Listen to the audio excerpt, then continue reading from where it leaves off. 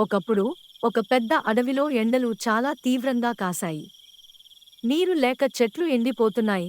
జంతువులు ఆహారం మరియు నీటి కోసం కష్టాలు పడుతున్నాయి. ఆ గందరగోళంలో ధైర్యవంతమైన ఒక ఏనుగు అడవిని రక్షించాలని నిర్ణయం తీసుకుంది. ఏనుగు మాట్లాడుతూ, మిత్రులారా, అడవి ఎండిపోయి మనం కష్టాలు పడుతున్నాం. మనమంతా ఏకమై అడవిని తిరిగి పూర్వ వైభవానికి తీసుకురావాల్సిన సమయం వచ్చింది అంటుంది. ఒకరోజు ఏనుగు నీటిని వెతుకుతూ ఉండగా ఓ కాంతితో మెరిసే గుహ కనిపించింది. లోపల ఒక పెద్ద చెట్టు కనిపించింది. ఆ చెట్టులో మాయా విత్తనాలు ఉన్నాయి.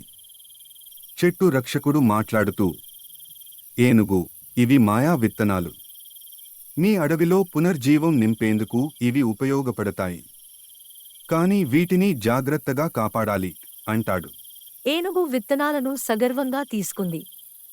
ఏనుగు తన జంతుమిత్రులందరినీ పిలిచి మాయా విత్తనాల గురించి వివరించి వాటి ప్రాముఖ్యతను చెప్పింది.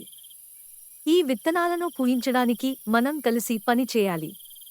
మన అడవిని బతికించుకోవాలంటే ఏకతత్వం అవసరం అంటుంది. జంతువులంతా గట్టిగా అరుస్తూ అంగీకరిస్తారు. జంతువుల సహాయంతో ఏనుగు మొదటి విత్తనాన్ని ఎండిన నది ఒడ్డున నాటింది. వాళ్లు కష్టపడి నీటిని తెచ్చి ఆ విత్తనానికి పోశారు. కొద్ది రోజుల్లోనే ఒక అందమైన చెట్టు పెరిగింది. నది మళ్లీ ప్రవహించింది. కోతి గంతులేస్తూ, చూడండి, నీరు వచ్చేసింది. పెంగ్విన్ మాట్లాడుతూ, ఏనుగు, ఇది నిజంగా మాయం అంటుంది. విత్తనాలు పెరుగుతుండగా కొన్ని పందులు వాటిని దొంగిలించాలని ప్రయత్నిస్తాయి. పందుల నాయకుడు, ఇవి మన కోసం మాత్రమే. ఈ విత్తనాలతో మనం రాజులమైపోతాం అంటాడు. ఏనుగు తన ధైర్యంతో పందులను ఎదుర్కొంది. రాణి అప్పుడు పందులతో, ఈ విత్తనాలు స్వార్థం కోసం కాదు. ఇవి అందరికీ సంబంధించినవి. మీరు సహాయం చేస్తే ఈ అడవిని కలిసి కాపాడుకుందాం అంటుంది. పందులు చివరికి సహాయానికి అంగీకరిస్తాయి. మాయా విత్తనాలు అడవిని జీవంతో నింపాయి. చెట్లు పెరిగాయి, పువ్వులు పూశాయి, నది పరవళ్లు తొక్కింది. జంతువులంతా సంతోషంతో నాట్యం చేశాయి. చంద్రకాంతి రాత్రి వృక్ష రక్షకుడు ఏనుగు ముందుకు వచ్చి ఆశీర్వాదం ఇచ్చాడు. రక్షకుడు మాట్లాడుతూ, ఏనుగు, నీ ధైర్యం, నీతితో అడవికి కొత్త జీవం తీసుకొచ్చావు.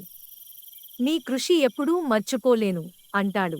ఇలా ఏనుగు తన ధైర్యంతో, చాకచక్యంతో మరియు మిత్రుల సహకారంతో అడవికి కొత్త జీవాన్ని తీసుకొచ్చింది.